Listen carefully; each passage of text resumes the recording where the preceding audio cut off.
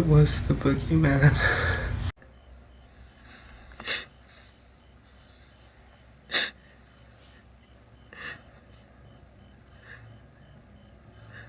What's the boogeyman?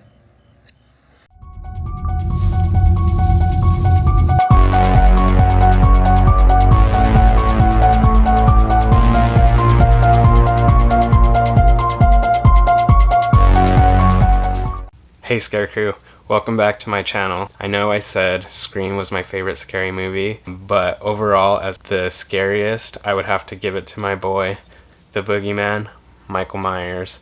My favorite Halloween movies are actually the original 1978 Halloween, Halloween 4, Halloween 5, and Halloween H2O. And if I had to rank them all, Halloween 1978, Halloween 5. I know I'm going to get a lot of slack for that one, but let me tell you why in a minute. Halloween 4, Halloween H2O, Halloween 2, Halloween 6, and then last Halloween Resurrection. And I'm just talking about the original franchise. I do like Rob Zombie's Halloweens. I didn't love the 2018 version. I probably have to watch it again to be honest, but it just wasn't really scary to me. I definitely will be watching the new one coming out next year, and if I like it then maybe I'll have to reevaluate. First I'll talk about Halloween 1978 and why I love that one the most. I think the score that John Carpenter made for that movie is the creepiest score to any horror movie ever. I think it's even scarier than the Exorcist score, which is pretty epic. Doesn't have a lot of blood. I've heard that they didn't use any blood, but I think that there is some blood whenever Michael stabs Laurie's shoulder. I'm pretty sure that you can see blood on there, but other than that there's not really any blood. And I think it just goes to prove that to have a scary movie you don't need a bunch of gore, which I don't really care for, and it's still the creepiest movie. Jamie Lee Curtis killed it in that movie. She is the original Scream Queen. It always goes between her and Neve Campbell for me, kind of a tough decision. It's obviously one of those two. And I think Neve is my favorite Scream Queen, but Jamie Lee Curtis is the OG. Can't deny that. Here's a fan theory. Laurie tells Lindsay and Tommy to run down to the Mackenzies to ask for help. Could this be the same Mackenzies that live next door to Casey Becker in Scream? Casey's dad tells her mom to run down to the Mackenzies, so that's honestly probably just an homage, but I could also be in the same universe where the Mackenzies lived next door to Laurie Strode and didn't like what was happening in Haddonfield, so they ended up moving to Woodsboro, and then come 18 years later the same thing happens again in Woodsboro. Halloween 1978 kind of set off the slasher franchise. I know that Black Christmas was before that, and that one's a really great slasher. I love that movie, but I feel like Halloween was, more mainstream. It was scarier. It really just had that slasher vibe that became so popular. I'll go into Halloween 4 and 5 because those are my next favorites. And I know a lot of people hate Halloween 5, and I can see the whole Jamie having psychic connection with Michael Myers was a little weird, but I honestly didn't mind it. And also I think it's partly because that was probably the first Halloween I saw. My older cousin Kiko brought it over when I was younger, and we all watched it when they stayed the night, and it just really scared the crap out of me. People really hate what they did with Rachel, and they made her over-sexualized or whatever. They didn't like the way they killed her character off, it didn't do her justice. I personally love that. I think it was really scary the way they killed Rachel. I mean, she wasn't wanting to believe that Michael Myers was back. And finally, whenever her dog was let loose, she got really scared. She actually was okay, maybe he is back, and she took off in her towel, because she was actually that scared, I don't want to die, so she left in a towel. So yeah, that's over sexualized, but it also makes sense because it's what are you gonna do, get dressed if someone's in the house trying to kill you? No. So she did take it serious, and then when the cops show up with her dog, then she starts to think okay, maybe I am being paranoid. So she lets her guard down, and I think that's totally human, and he sneaks up on her and he gets her in her room.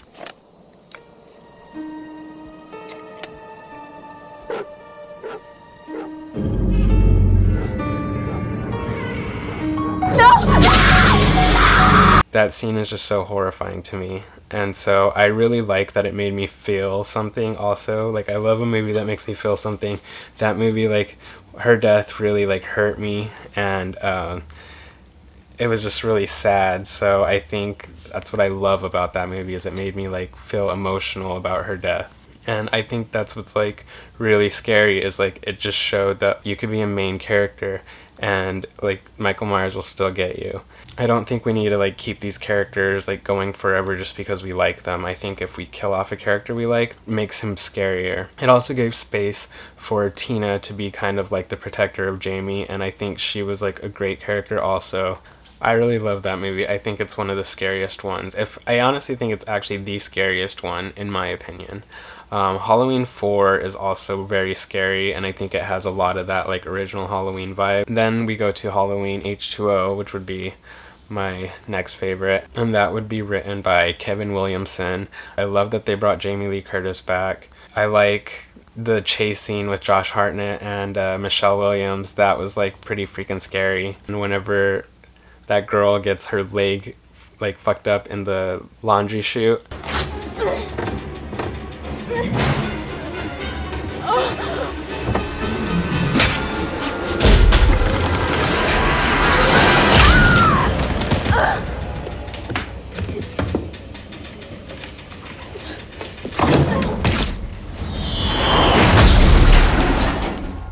that's just so brutal. And then he comes and he, like, stabs her, and that was, like, one of the best Michael Myers death scenes ever. Oh, fuck! Oh, please!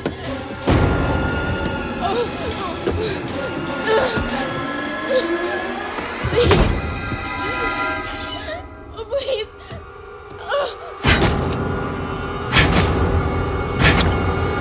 Those four are, like, really the only four that I absolutely love. Halloween 2 is whenever we find out that Laurie Strode is Michael Myers' sister, and I think so for that fact, like, Halloween 2 is definitely an essential. I do love the ending when they shoot his eyes out and he has, like, the blood coming down his face. That is epic. I think that's, like, a classic look for Michael Myers.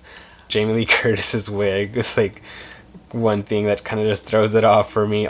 It is a pretty good movie. I don't know, I get a little bored by it.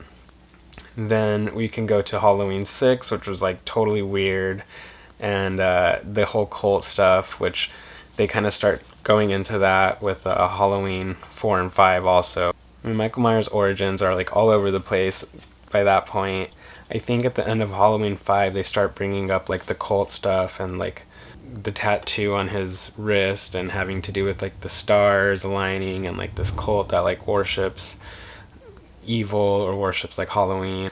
I really hate what they did with Jamie. I mean, first of all, they didn't bring back Danielle Harris, which was, like, a huge mistake. I don't think they had the money for it because she wasn't, like, gonna be one of the main characters.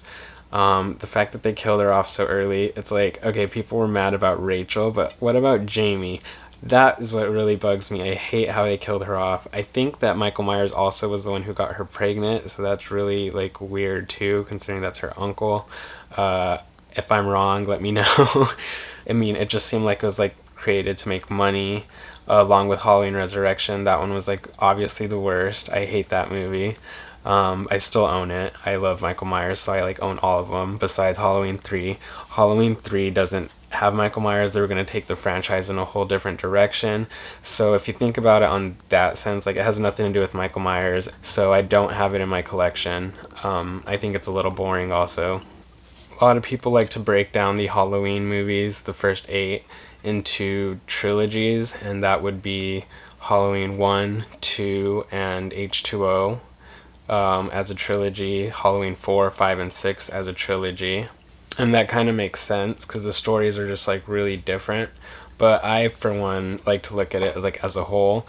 You know, people, like, think that whenever Halloween H2O came out that they kind of cut out Halloween 4 and 5 and 6.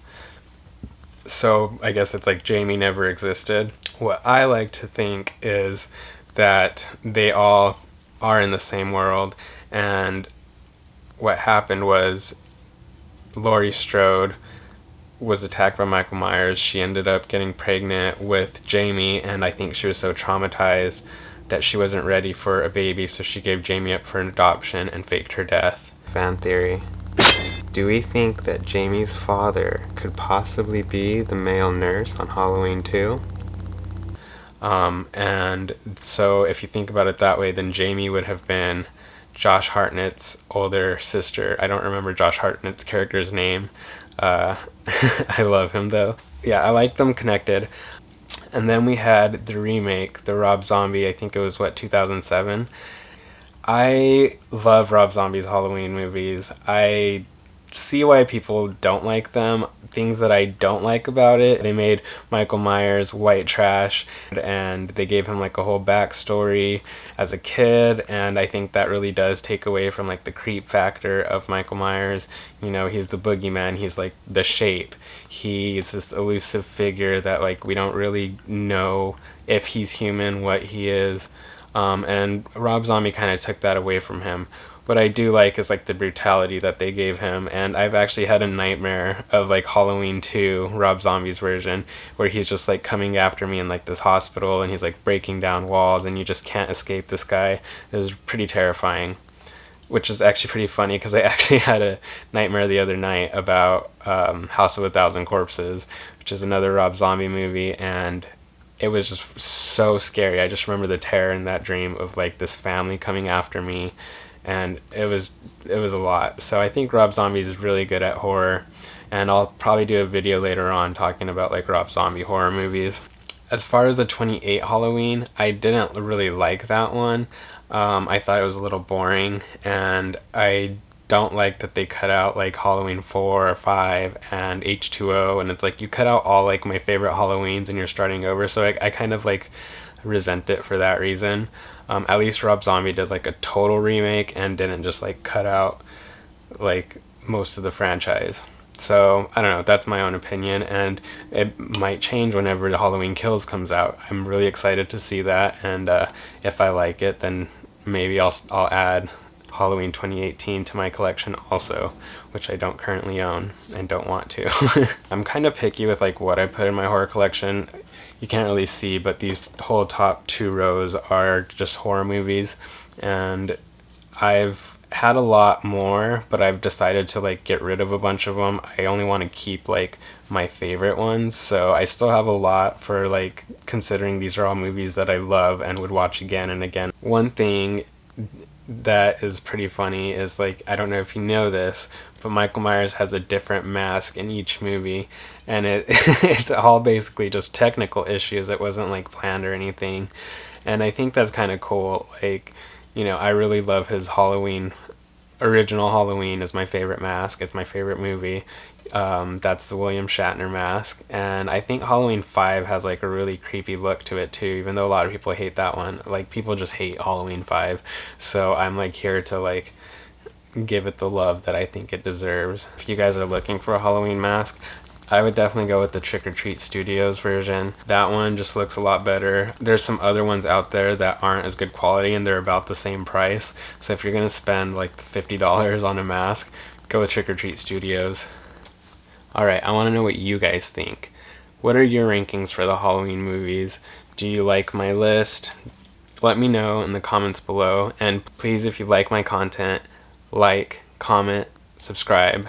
Really helps me to grow my channel. If you're into horror, that's who I'm aiming for. So let me know and tell me what you would like me to do also, like what you want to see. Thank you. I met him 15 years ago. I was told there was nothing left. No reason. No conscience. No understanding even the most rudimentary sense of life or death. Good or evil. Right or wrong. I met this 6-year-old child with this blind, pale, emotionless face, and the blackest eyes, the devil's eyes. I spent 8 years trying to reach him, and and then another 7 trying to keep him locked up, for I realized what was living behind that boy's eyes was purely and simply evil.